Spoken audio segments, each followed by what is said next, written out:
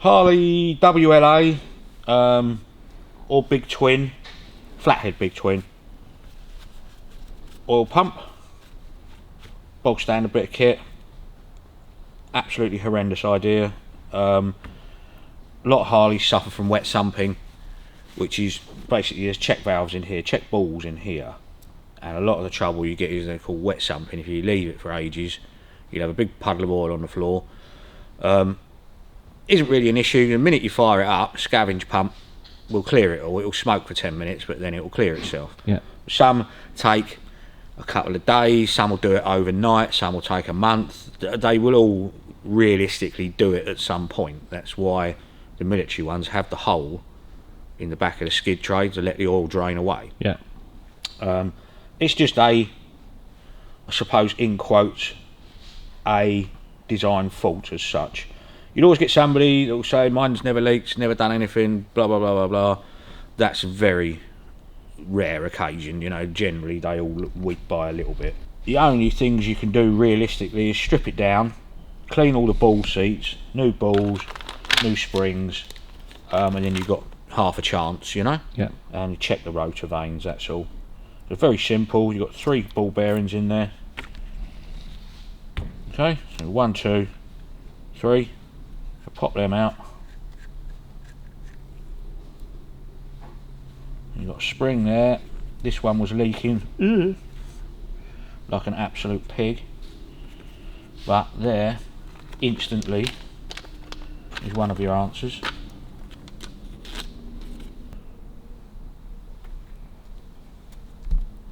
Right, so obviously because it's spring loaded, that's pressure on the ball bearing seat, yeah? Okay. Spring that's just come out, new spring. Ah. Yeah?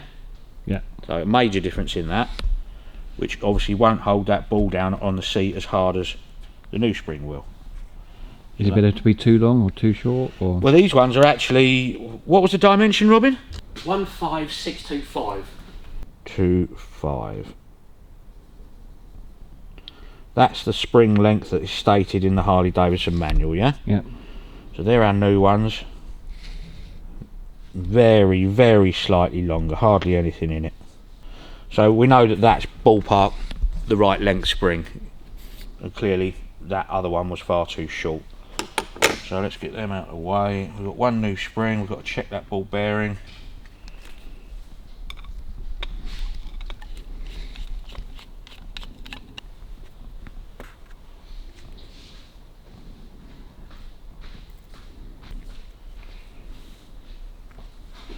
Length of that spring compared to that one, look, totally different. The best will in the world, that's never ever going to seal down onto anything properly. Okay, now this one is your pressure, it's called pressure relief valve. Right, so you've got a big slot in that. That one there, Yeah. is wider than that one there. Okay. And deeper. So that's a sort of semi-locking. So if you put it in a deep one, try and turn it, you can't because it's spreading the head of the nut. Yeah. Put it in the narrow one, it'll undo, yeah? So don't force it by putting it in the big one because all you'll do is damage the thread on it. Now this spring is different.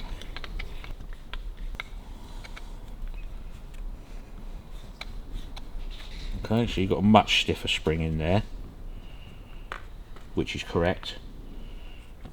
But we haven't found any dimensions for that yet, have we, the other spring? Pressure relief one. Pressure relief. And again, another ball bearing. Right, so that's basically your pump, and this can come out if you can get it out. It can be a right pig, but sometimes they'll come out, sometimes they won't. Right.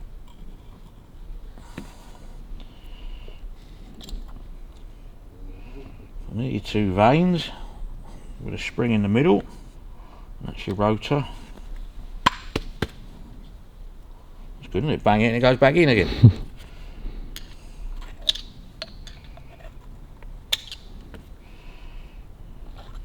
Okay. So that is basically, that is your pump. Okay? Rotary pump. 2 1/16. Okay, so we can check that then. So that spring should be 2 inches and 1/16 long. That sits on the end of the, what is it? It is the rear cylinder exhaust valve camshaft. Drives that out through your tappet chest.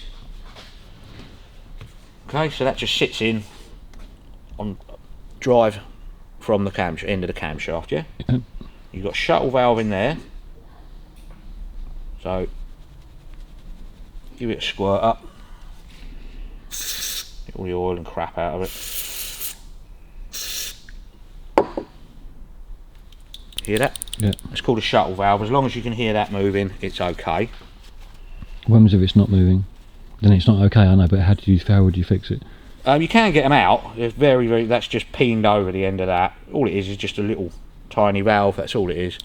So like a semi-bypass as well. But if it's stuck and not moving? Just keep trying to free it up. Okay. Push it. You'll be able to push it either way, you know, if it's full of gunk. And then just keep squirting it with some cleaner and it'll free up eventually, because there's nothing in there that can go wrong. It's just gunked up. So you're using this particular cleaner, is that, what is that one that you use? Super Solve, I call it one spray does all. It's a degreaser, solvent.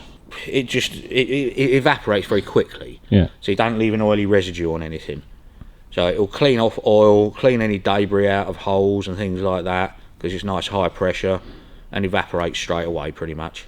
Okay. So it's like an electrical contact cleaner, but you can use it on everything. Good company, yeah, Pearson Wilkinson, they're only over in Hove. They sponsored the Thrust SSC when they did that. Okay. Made a lot of products for them. We've got one called Rust Buster as well, which is very good for, you know, frozen bolts and things. Right, the way the pump works, you've got those two vanes there. You can only put them in one way, so they sit upright like that, yeah? And they're spring loaded. Okay? And it's driven from that side. So that goes in that hole. You can see that that side is flush, yeah? Okay. You turn, roll her over, see that's got a step in it. Yeah? Okay. So that stepped piece is dead true. Yeah? That's a driven part. So that goes in there. That on the base where the step piece is true to your camshaft bearing drive. Okay. Right, now can you see the difference there? Look. Again. Small gap. Yeah. Big gap. Yeah. So when those vanes are in there,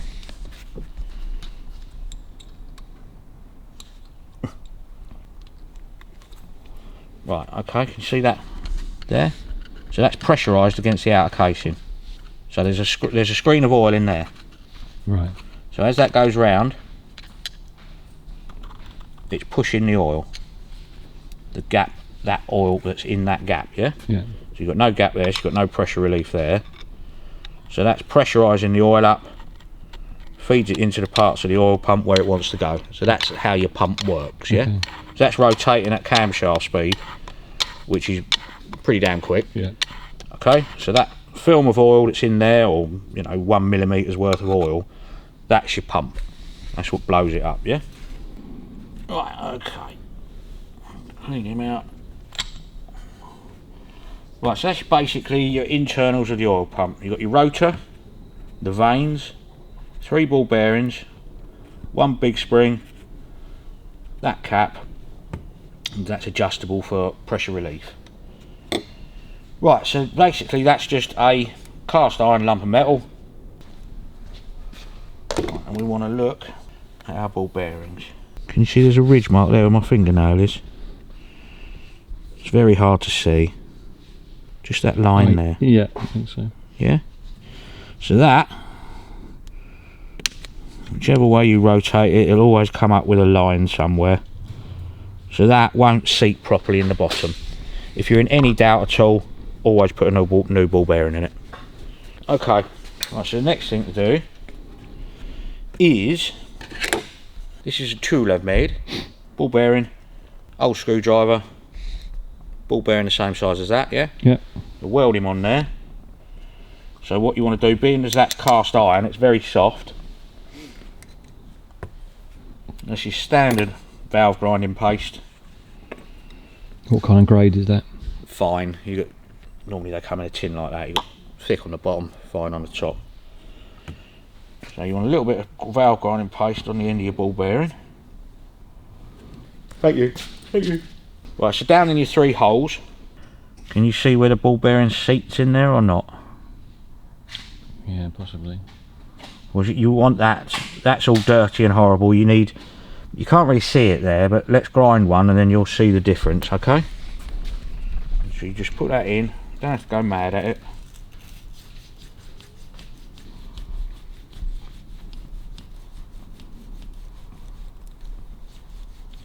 You putting much pressure on there? No, not realistically, no, hardly any. But you just want to seat that back. Because it's cast iron, it's very soft. And make sure you get all of that crap out of there once you've done it.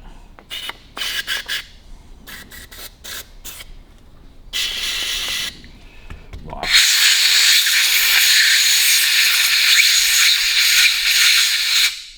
Okay, now we can look down it with our little pen. Can you see there is a light grey ring down there? So that's what you're looking for, that light ring colour. Keep cleaning it out. More and more you do it, the better. Okay, so you've done one, now you've got to go and do the next 2.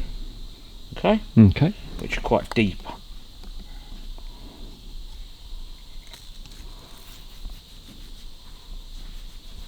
Is there a danger of overdoing it?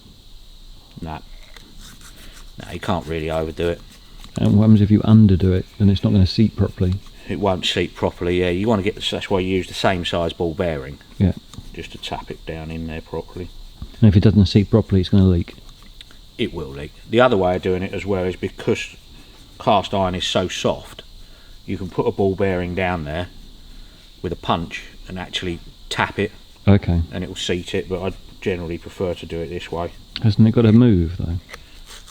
The ball bearing's got to move in there. It's got to. Yeah, it won't. It will never lock up if the hole's too small, but it will seat it back down. If there's a high spot on there or something, it'll just whack it and it will take it back down.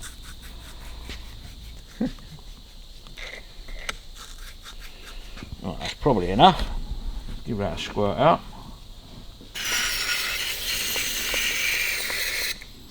Oh, there you go. That's a better one. Look. Yeah. See that shiny bit around the bottom? Yeah. Yeah, that's what you're looking for, that colour all the way around. Okay, so basically, that's it. Washed it out, squirted it out. You can't do any more than that. Yep. New springs, new ball bearings. Reassemble.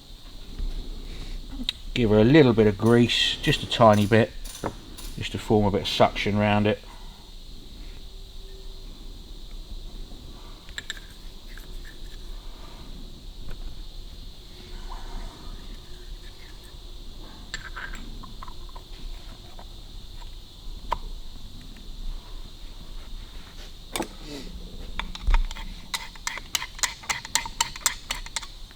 That'll do that.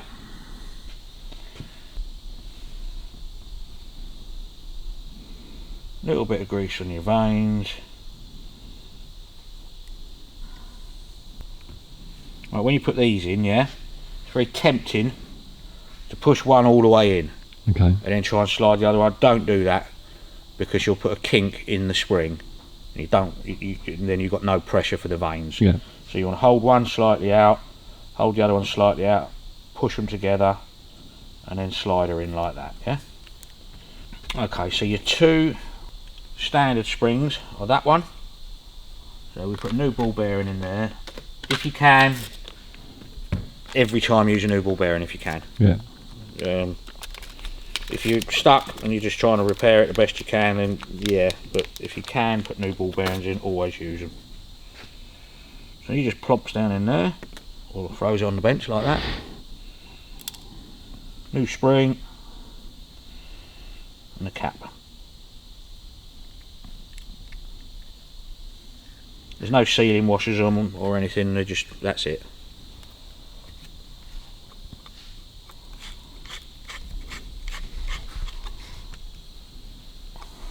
Okay, so that one, and which one is it? That one, isn't it? New ball bearing. That one. These are different threads. You've got a dome head and 2 square heads, yeah? Yep. So your normal springs, normal ball bearings are the dome heads, sorry, the flat heads.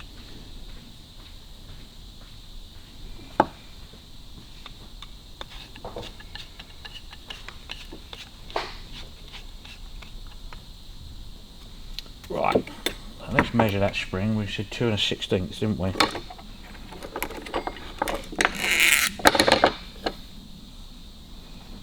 Two inches, 16th roughly. Okay, so we've got the right length spring, yeah? Yeah. So we know that's correct. New ball bearing. What's the distance down on the check, Robin? 3/8. 3/8, that's it. So new ball bearing, new spring. Clean your plunger.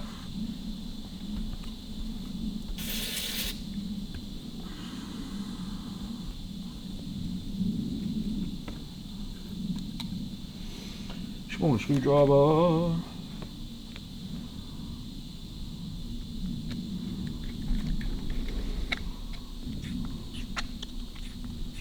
What's that in thou? I can't remember. 3 something in it? Hang on.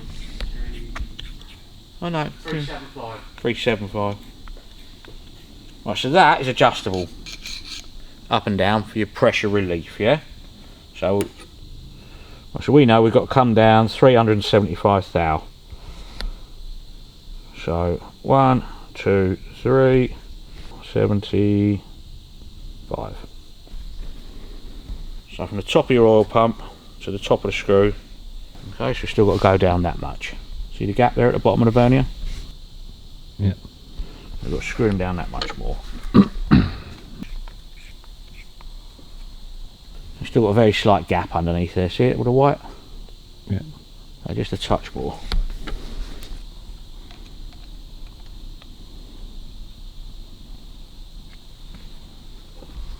A very, very slight gap. I'll give it just a little tweak more. Yeah.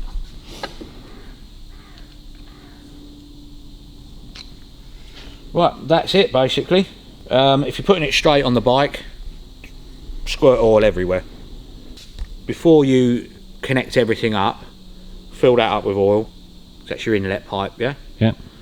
So, no oil in there, your oil tank's empty. That's your feed line. Normally comes straight from there, but this one's got a switch on it. So, put a catch tank under that, fill it up with oil, wait till that bleeds through, because you just want a fresh flow of oil, no air in it. Yeah. Then it gets messy, put that back on there, and you know it's sort of primed as such. The other one we've just done, couldn't get oil pressure out of it, couldn't work out why. So where your scavenge pump feedback is, so that's your scavenge pump, yeah? So that sucks oil out the bottom of the crankcase, blows it back into the oil tank. Yeah. We had to backfill that so to get the scavenge pump primed as such. Okay. So there's absolutely no reason why one of these won't make oil pressure or return oil, but there's every chance that they will leak, you know, bleed down as such. But that's your basics of the oil pump. You can't do any more than that. Okay. And believe it or not, they're about, probably by the time you've got one here, best part of £1,000. There isn't really a lot can go wrong with them, but they are a ball ache, they're a pain. So that's basically all you can do with one. But as I say, every time if you can, new springs, new ball bearings.